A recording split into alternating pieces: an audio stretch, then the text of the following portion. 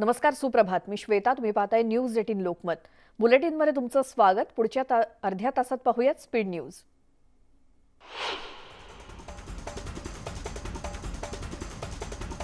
तिरुपतीमध्ये मुसळधार पाऊस कोसळलाय. संपूर्ण शहरामध्ये पाणीच पाणी झालंय. वीज पुरवठा सुद्धा बंद झालाय. अनेक रस्ते बंद झालेत. तिरुपती मंदिरात सुद्धा पाणी साचलंय. तिरुमला डोंगरावरून वाहणाऱ्या पाण्याचा रौद्र रूप पाहायला मिळतंय. तिरुपती हैदराबाद मार्गावर वाहतुकीत अडथळे येऊ लागलेत. मुख्यमंत्र्याच्या बाहेरच्या भागासह दर्शन रांगेचा परिसर सुद्धा पाण्याखाली गेलाय. अनेक ठिकाणी भाविक अडकलेत. मंदिराच्या सभोवताली असलेल्या डोंगरांमधून येणारा पाण्याचा प्रवाह अभूतपूर्व असून गेल्या 50 वर्षात पहिल्यांदाच अशी परिस्थिती निर्माण झाली आहे. अमित शहा यांचा पुणे दौरा लांबणीवर पडल्याची माहिती समोर आली आहे. 26 नोव्हेंबरला अमित शहा पुणे दौऱ्यावरती येणार होते, मात्र काही कारणास्तव हा दौरा पुढे ढकलण्यात आलाय. अमित शहा 11 किंवा 12 डिसेंबरला आता पुणे दौऱ्यावरती येऊ शकतात अशी माहिती समोर आली आहे. अमित शहांच्या पुणे दौऱ्याची पुढची तारीख लवकरच जाहीर करू अशी माहिती भाजपचे शहराध्यक्ष जगदीश मुळीक यांनी दिली. एसटीचं खासगीकरण करण्याच्या पर्यायाची चाचपणी सुरू आहे. एसटी नफ्यात आणायची असेल तर खासगीकरणाचा पर्याय महामंडळाकडे असल्याची माहिती सूत्रांनी दिली. त्यामुळे संपावर गेलेल्या एसटी कर्मचाऱ्यांवर आता वेगळ्याच संकटाची तलवार लटकू लागली आहे. या सर्व साठमारीत आता एसटी कर्मचारी कोणता निर्णय घेतात याकडे लक्ष लागलंय. एसटी कामगारांच्या आंदोलनाबाबत शरद पवारांनी महत्त्वाचं वक्तव्य केलं. एसटी कामगारांचे प्रश्न महत्त्वाचे आहेत, मात्र त्याचवेळी प्रवाशांचे प्रश्नही महत्त्वाचे असल्याचं शरद पवार यांनी म्हटलं. एसटी आंदोलनावर तोडगा एका दिवसात निघणार नाही, चर्चेतून हा तोडगा निघू शकतो असंही पवार म्हणाले. ऐन दिवाळीच्या तोंडावर सुरू झालेल्या एसटी कर्मचाऱ्यांचा संप अद्यापही सुरूच आहे. या पार्श्वभूमीवर परिवहन मंत्री अनिल परब यांनी विरोधी पक्षनेते देवेंद्र फडणवीसांची भेट घेतली. या भेटीवेळी फडणवीसांनी काही सूचना केल्याचं परब यांनी म्हटलं. फडणवीस हे राज्याचे मुख्यमंत्री राहिलेले आहेत. त्यांनी राज्याचा कारभार हाकलेला आहे. त्यांना एसटी कर्मचाऱ्यांच्या प्रश्नाबाबत त्यांनी काही सूचना केल्या आहेत. फडणवीसांच्या सूचनांवर आम्ही विचार करू असं अनिल परब म्हणाले. राज्यभरातील एसटी कर्मचाऱ्यांच्या शिष्टमंडळानं विरोधी पक्षनेते देवेंद्र फडणवीसांची भेट घेतली आणि शिष्टमंडळातील प्रत्येक विभागातील कर्मचारी आणि महिला प्रतिनिधींचा समावेश होता. यावेळी शिष्टमंडळानं एसटी कर्मचाऱ्यांच्या व्यथा फडणवीसांपुढे मांडल्या.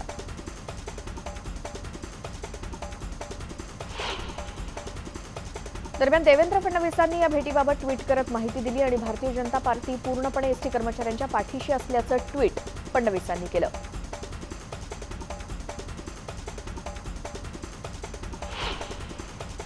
विधान परिषदेचे विरोधी पक्षनेते प्रवीण दरेकर यांनी गुरुवारी आझाद मैदानाला भेट दिली आणि यावेळी त्यांनी संपकऱ्यांशी संवाद साधला.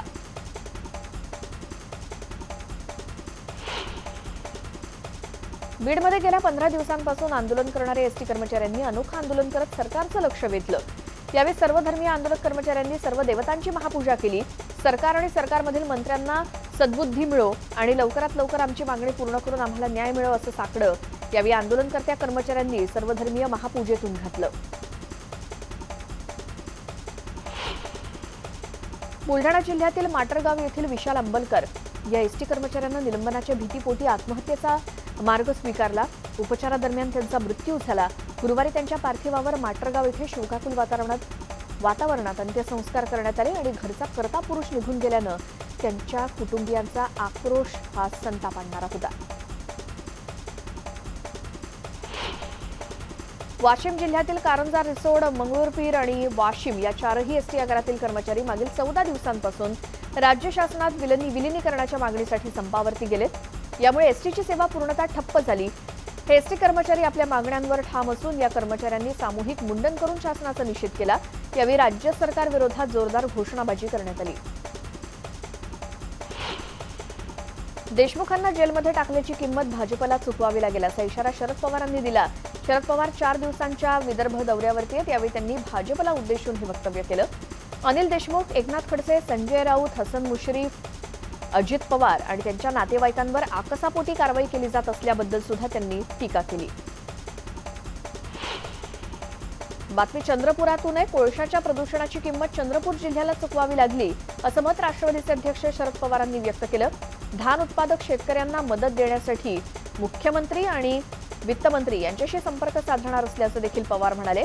अमरावतीत दंगल झाली, पोलीस याची चौकशी करतील, पण ज्यांच्याकडे देशाची सूत्र आहेत त्यांनी सामाजिक सुसूत्रतेला सुरुंग लावला असं म्हणत पवारांनी केंद्र सरकारला लक्ष्य केलं.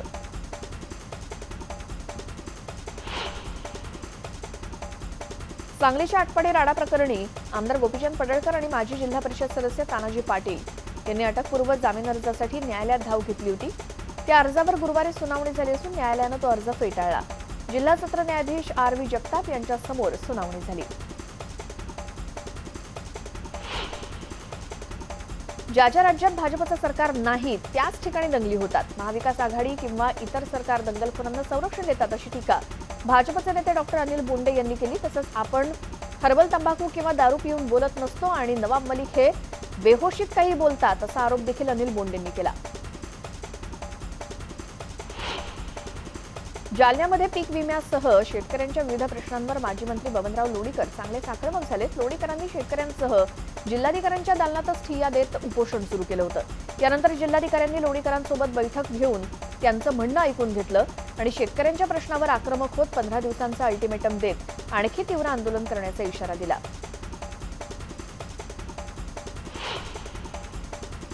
राष्ट्रवादीचे विधान परिषदेचे सदस्य बाबाजानी दुर्राणी यांना मारहाण केल्याची घटना पाथरीमध्ये घडली। बाबाजानी दुर्राणी हे पाथरीतील कब्रस्तानमध्ये एका अंत्यविधीसाठी गेले असता मोहम्मद बिन सईद या इसमानं बाबाजानी यांना मारहाण केली।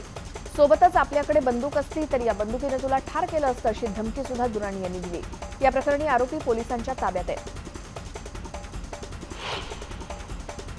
कळवा मुंब्रा येथील वाहतूक कोंडी दूर करण्यासाठी एमएमआरडीएच्या प्रोजेक्टसाठी जितेंद्र आव्हाडांनी एमएमआरडीए कमिशनर श्रीनिवासन यांच्यासोबत दौरा केला। हा प्रकल्प कळवा आणि मुंब्रावासियांसाठी महत्त्वपूर्ण ठरणार असल्याचं आव्हाड म्हणाले। मुंबई महानगरपालिकेच्या माजी महापौर निर्मला सामंत प्रभावळकर यांनी गुरुवारी प्रदेशाध्यक्ष आणि जलसंपदा मंत्री जयंत पाटील यांच्या उपस्थितीत राष्ट्रवादी काँग्रेसमध्ये जाहीर प्रवेश केला। सामंत यांची मुंबई विभागीय अर्बन सेल अध्यक्षपदी नियुक्ती करण्यात आली। निर्मला सामंत यांच्या प्रवेशानं पक्षाला मुंबई मनपा निवडणुकीत अधिक बळकटी मिळेल असा विश्वास राज्याचे अल्पसंख्याक मंत्री नवाब मलिक यांनी व्यक्त केला। शेतकऱ्यांची वीज जोडणी तोडल्याच्या निषेधार्थ लातूर जिल्ह्यातील निलंगा येथे राज्य सरकारची प्रतिकात्मक अंत्ययात्रा काढण्यात आली। भाजप नेते तथा माजी मंत्री संभाजी पाटील निलंगेकर यांच्या नेतृत्वाखाली हे आंदोलन करण्यात आलं। जर सरकारनं येत्या 10 दिवसात शेतकऱ्यांची वीज जोडणी पूर्ववत न केल्यास राज्य सरकारचे 10व्या दिवशी श्राद्ध घालू असा इशाराही भाजप नेते संभाजी पाटील निलंगेकरांनी दिला। बदलापूरहून मुरबाडकडे जाणाऱ्या रस्त्याची मोठी दुरवस्था झाली आहे। याच रस्त्यावर पडलेल्या खड्ड्यांच्या निषेधार्थ गुरुवारी राष्ट्रवादी काँग्रेस पक्षानं झेंडूबाम वाटून अनोख्या पद्धतीनं आंदोलन केलं। वाहन चालकांना या खड्डेमय रस्त्यावरून प्रवास करताना मोठी कसरत करावी लागते, म्हणून वाहन चालकांना झेंडूबाम वाटण्यात आला। डोंबिवलीत भाजपनं विविध समस्यांसंबंधित जनआक्रोश मोर्चा काढला। भाजपचे आमदार रवींद्र चव्हाण यांच्या नेतृत्वाखाली हा मोर्चा काढण्यात आला होता। यावेळी शिवसेनेसह महाविकास आघाडी सरकारचा निषेध केला गेला। अनेक मागण्या केल्या होत्या, मात्र प्रशासनाकडून दुर्लक्ष केलं जात असल्यानं जनआक्रोश मोर्चा काढण्यात आल्याचं आमदार चव्हाण यांनी सांगितलं।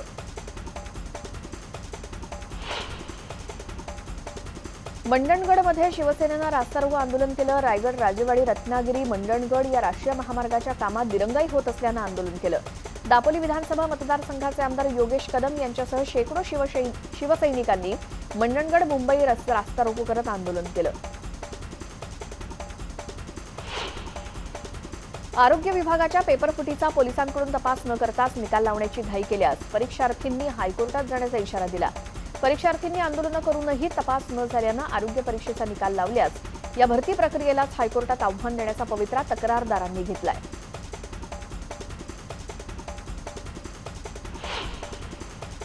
पाचशे स्क्वेअर फुटांपर्यंतच्या घरांना करमाफी मिळणार आहे। ठाणे महानगरपालिकेनं हा महत्त्वपूर्ण निर्णय घेतलाय। ठाणे महापालिकेच्या सर्वसाधारण सभेत सर्वपक्षीय संमतीनं हा निर्णय घेतला गेला। 2017 साली महापालिका निवडणुकीत शिवसेनेनं आश्वासन दिलं होतं आणि या आश्वासनाची पूर्तता करण्यात आली। गेल्या विधानसभा निवडणुकीदरम्यान शिवसेनेच्या वचननाम्यात हा मुख्य मुद्दा होता।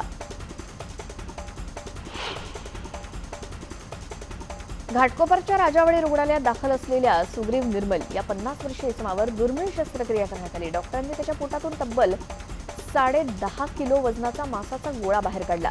या शस्त्रक्रियेसाठी 3 तास लागले असून रुग्ण ठणठणीत असल्याची माहिती डॉक्टरांनी दिली। सांगली शहर आणि जिल्ह्याला समृद्ध सधन बनवणारा आणि ऐतिहासिक ठेवा असणारा आयुर्विन पूल आता 92 वर्ष पूर्ण करतोय। सांगलीच्या जडणघडणीचा साक्षीदार आणि संत वाहणाऱ्या कृष्णामाईच्या कवेत डौलानं उभा असणारा देखणा असा आयर्विन पूल आजही पाहणाऱ्याला भुरळ घालतो.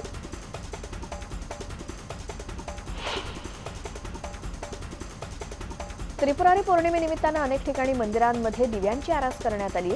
ट्रॉम्बे, पुणे, नाशिक या ठिकाणी मंदिरात हजारो दिवे लावण्यात आले. ट्रॉम्बे इथल्या स्वामी समर्थ मंदिरात 1008 दिवे लावले गेले, तर नाशिकमधल्या काळाराम मंदिर आणि पुण्यातील श्रीमंत दगडूशेठ हलवाई गणपती मंदिरात दिव्यांची आरास करण्यात आली. या तीनही मंदिरात भक्तिमय वातावरणात आरती भजनाचा कार्यक्रम झाला. दिव्यांमुळे मंदिरं उजळून निघाली होती.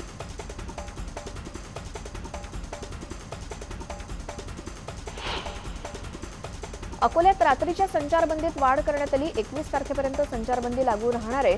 उपविभागीय अधिकारी निलेश अपार यांनी हे आदेश काढले.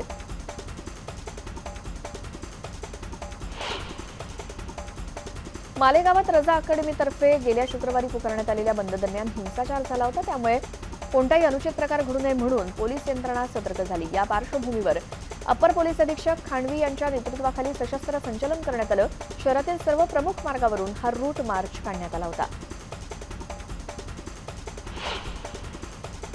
पुणे जिल्ह्याच्या शिरूर तालुक्यातील मांडवगण फराटा इथे धक्कादायक घटना घडली. कौटुंबिक वादातून एकाच कुटुंबातील 2 जणांचा मृत्यू झाला, तर एकाची प्रकृती गंभीर आहे. कौटुंबिक वादातून घटना घडल्याची प्राथमिक माहिती समोर आली आहे. चांदवडच्या पाटेगावमध्ये शेततळ्यात बुडून 2 सख्ख्या भावांचा मृत्यू झाल्याची हृदयद्रावक घटना घडली आहे. ओम तळेकर आणि साईल तळेकर अशी भावंडांची नावं आहेत. दोघे त्यांच्या बकऱ्या चारण्यासाठी शेतात गेले होते. शेततळ्यावर गेले असता एकाचा पाय घसरून तो पाण्यात पडला. त्याला वाचवण्यासाठी दुसऱ्यानं पाण्यात उडी मारली, मात्र दोघांना पोहता येत नसल्यामुळे त्यांचा पाण्यात बुडून मृत्यू झाला.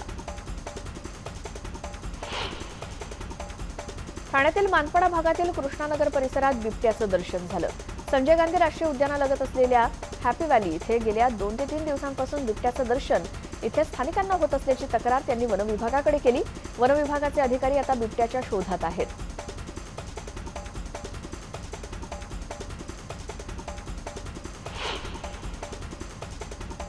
आणखी काही स्पीड न्यूज पाहूयातच एका अगदी छोट्याशा ब्रेक नंतर. पाहत राहा न्यूज 18 लोकमत.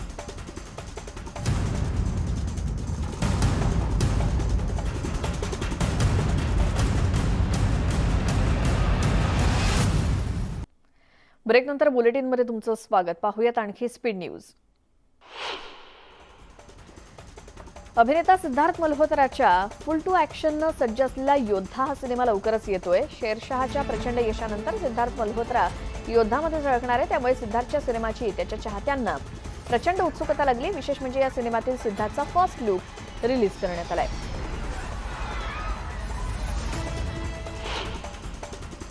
बॉलिवूडची धगधग माधुरी दीक्षित पुन्हा एकदा चर्चेत आली. माधुरी दीक्षितनं तिच्या इंस्टाग्राम पेजवर एक व्हिडिओ शेअर केलाय, ज्यात गुजराती जेवणाची थाळी पाहून माधुरी दीक्षित डान्स करताना पाहायला मिळते. माधुरीचा हा व्हिडिओ सध्या व्हायरल झालाय.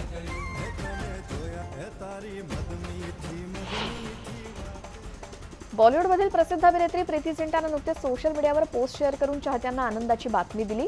सरोगसीच्या माध्यमातून प्रीती झिंटा 46व्या वर्षी जुळ्या मुलांची आई झाली आहे. जय आणि जिया अशी जुळ्या मुलांची नावं आहेत.